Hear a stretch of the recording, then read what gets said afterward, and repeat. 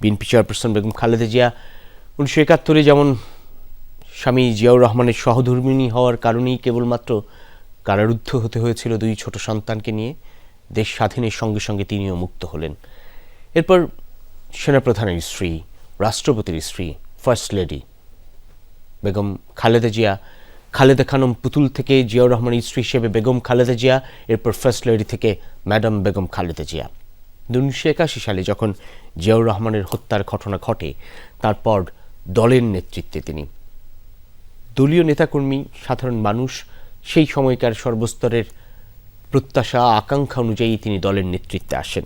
যে দল বিএনপি তখন থেকে, তারপর থেকে গণতন্ত্রের সংগ্রামে সম্পূর্ণরূপে নিজেদের রাজপথে নামিয়ে এনেছিল। সেই গণতান্ত্রিক আন্দোলন বিএনপি চেয়ারপারসন বেগম খালেদা জিয়ার নেতৃত্বে 90-এ এসে সার্থকতা পায়।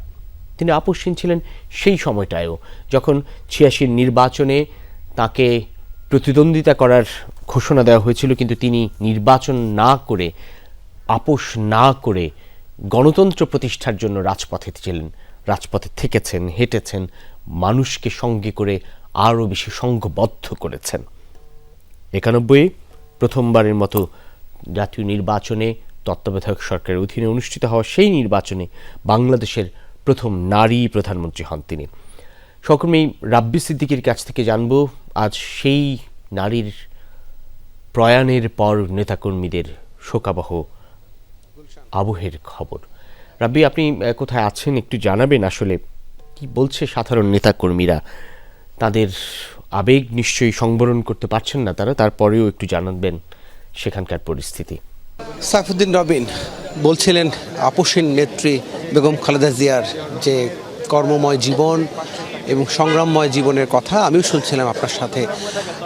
বিএনপির স্থায়ী কমিটির বৈঠকটি শুরু হয়েছে ঠিক 12:30টায়, সেই বৈঠকটি এখনও চলছে। এই বৈঠকে অংশ নিয়েছেন খালেদা জিয়ার বড় ছেলে, প্রায় 17 বছরের বেশি সময় নির্বাসিত জীবন শেষে যিনি দেশে ফিরেছেন, তারেক রহমান। সেই তারেক রহমান এই বৈঠকে আছেন সিনিয়র নেতৃবৃন্দ। এই বৈঠক থেকে পরবর্তী যে কর্মসূচি রূপরেখাগুলো আমাদেরকে জানাবে। আমরা একটু কথা বলার চেষ্টা করব। আমার সাথে যুক্ত হবেন আমাদের সহকর্মী আরিফিন শাকিল আছেন। আপনি জানেন যে এই বিএনপি বিটটি তিনি কাভার করছেন প্রায় বহু বছর ধরে। আরিফিন শাকিল, একটু জানতে চাই যে এই বৈঠকটি তো হচ্ছে, আমরা অনেককেই দেখলাম বৈঠকে অংশ নিতে। এই বৈঠকের কারা কারা আছেন, স্থায়ী কমিটির বৈঠক কারা কারা আছেন এবং বৈঠকে কী আলোচনা হচ্ছে? ধন্যবাদ রাবি। মূলত বৈঠকে অংশ নিয়েছেন বিএনপির ভারপ্রাপ্ত চেয়ারম্যান তারেক রহমান, সশরীরে অংশ নিয়েছেন। এই প্রথম তিনি দলের কোনো স্থায়ী কমিটির বৈঠকে সশরীরে অংশ নিলেন, যদিও একটি বিশেষ পরিস্থিতির কারণে। এবং বৈঠকে বিএনপি স্থায়ী কমিটির বেশিরভাগ সদস্য রয়েছেন। আমির খুসরো মাহমুদ চৌধুরী রয়েছেন, মির্জা ফখরুল ইসলাম আলমগীর রয়েছেন, মির্জা আব্বাস রয়েছেন, সেই সঙ্গে ইকবাল হাসান মাহমুদ টুকু রয়েছেন, হাফিজুর আহমদ রয়েছেন, সেলিমা রহমান রয়েছেন এবং ডাক্তার এজেড জাহিদ হোসেন রয়েছেন। আমরা কিছুক্ষণ আগে একটি ভিডিও দেখলাম। স্থায়ী কমিটির বৈঠকে বেশিরভাগ স্থায়ী কমিটির সদস্যরা আসলে কান্নায় ভেঙে পড়েছেন। তাদের প্রিয় নেত্রী, দীর্ঘদিনের সহযোদ্ধা, দীর্ঘদিনের সহযাত্রী, রাজনৈতিক যোদ্ধা, যার নেতৃত্বে তারা এতদিন আন্দোলন করেছেন, সংগ্রাম করেছেন। দীর্ঘ বিএনপি চেয়ারপারসনের প্রায় 41 বছর রাজনৈতিক ক্যারিয়ার। আর এই বছরে তার 41 বছর থেকে 42 বছর পা দিলেন তার রাজনৈতিক ক্যারিয়ার। এই সময়টুকুতে তারা ওতপ্রোতভাবে জড়িত ছিলেন। ফলে সহকর্মীকে হারানোর যে কষ্ট, সহকর্মী ছাপিয়ে তাদের সম্পর্কটা আসলে অনেকটাই পরিবার জায়গায় রূপ নিয়েছিলেন। ফলে কেউ আসলে তারেক রহমানের সবাইকে শান্ত করার চেষ্টা করেছিলেন, কিন্তু কেউই শান্ত হতে পারেননি। খুব স্বাভাবিকভাবে অনেকে কান্নায় ভেঙে পড়েছেন। বৈঠকে খুব বেশি আলোচনার আসলে সুযোগ ছিল না। আজকে মূলত সরকারের পক্ষ থেকে যেই কর্মসূচি দেওয়া হয়েছে সেই কর্মসূচি নিয়ে আলোচনা হয়েছে। এর বাইরে খালেদা জিয়ার জন্য বিএনপির যে শোকসভা হবে, সেই শোকসভার সময়সীমা, শোক বই, আপনি 7 দিনের কর্মসূচি, সেসব বিষয় আসলে পাশ করানোর একটা বিষয় থাকে, সেটি পাশ করানোর বিষয় রয়েছে। এছাড়া তার দাফনের বিষয়ে সরকারের পক্ষ থেকে যেটি জানানো হয়েছে সেটি স্থায়ী কমিটিকে অবহিতকরণ এবং সেই সঙ্গে সরকারের যে সিদ্ধান্ত, সেই সিদ্ধান্তের সঙ্গে বিএনপির যে নৈতিক যে সমর্থন, সেই সমর্থনের বিষয় নিয়ে মূলত আজকের এই বৈঠকটি স্বল্প সময়ের মধ্যে শেষ হয়ে যাবে, সেটি আলোচনা হয়েছে। খানিক বাদেই বিএনপি মহাসচিব মির্জা ফখরুল ইসলাম আলমগীর বের হয়ে গণমাধ্যমের কাছে তিনি আসলে এই রেজলিউশনের কথাই তিনি তুলে ধরবেন। এবং আমরা জানি না ঠিক আজকের এই বৈঠকের বিএনপির পূর্ণ দায়িত্ব হিসেবে তারেক রহমান দায়িত্ব পাচ্ছেন কিনা। তিনি ভারপ্রাপ্ত চেয়ারম্যান হিসাবে 2018 সালের পর থেকে দায়িত্ব পালন করছেন। তার এখন পূর্ণ যেহেতু বিএনপি চেয়ারপারসন নেই, বাস্তবতার নিরিখেই স্থায়ী কমিটি তাকে পূর্ণ দায়িত্ব দিবেন কিনা সেটাই আলোচনা হবে কিনা সেটি নিয়ে আমরা খুব একটা জানি না, তবে ধারণা করছি সেটি নিয়ে হয়তো আলোচনা হবে। যদি আলোচনা হয়ও সেটি বিষয়তে জানা যাবে, তবে দলের বর্ধিত সভা ছাড়া এই ধরনের কোনো সিদ্ধান্ত আসলে দেওয়ার এখতিয়ারও সাধারণত নেই।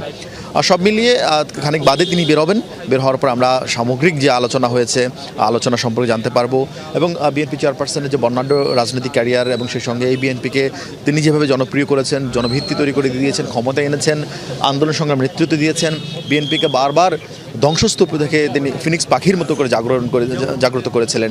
সেই সঙ্গে 111-এ বারবার এর আগে কর্নেল ওলি আহমেদের নেতৃত্বে বিএনপি একবার ভাঙার চেষ্টা করা হয়েছিল, বদরুদ্দোজা চৌধুরীর নেতৃত্বে ভাঙার চেষ্টা হয়েছিল, 111 মান্নান ভূঁইয়ার নেতৃত্বে ভাঙার চেষ্টা করা হয়েছিল।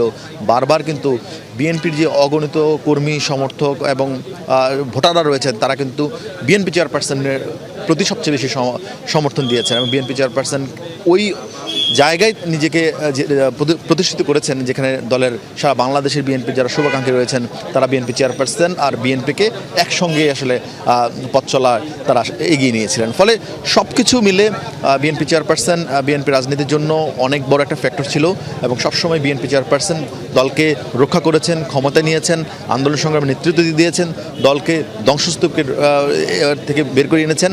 তার সন্তান এখন বিএনপির দায়িত্বে। সব মিলিয়ে বিএনপির জন্য খুব কঠিন একটি সময়, বিএনপি নেতাকর্মীদের জন্য কঠিন একটি সময়। তবে এই সময় বা এই কঠিন পরিস্থিতি বিএনপির মোকাবেলা করতে পারবে, কারণ দীর্ঘদিন ধরে বিএনপির ভিতরে গণতান্ত্রিক যে চর্চা, দলের স্থায়ী কমিটির সদস্য সবাই মিলে সম্মিলিতভাবে মূলত তারা যে কোনো সিদ্ধান্ত নিয়ে থাকেন। আজকেও দেখলেন যেই একটি খুবই মন খারাপের সময়, খুবই খারাপ একটি সময়, তবুও দলের স্থায়ী কমিটির বৈঠকে বসে তারা একটা নিজের সিদ্ধান্ত না নিয়ে দলের বা স্থায়ী কমিটির সদস্যদের আলোচনা করে দলের পরবর্তী করণীয় এবং কি হতে পারে সেসব বিষয় নিয়ে আলোচনা করছেন।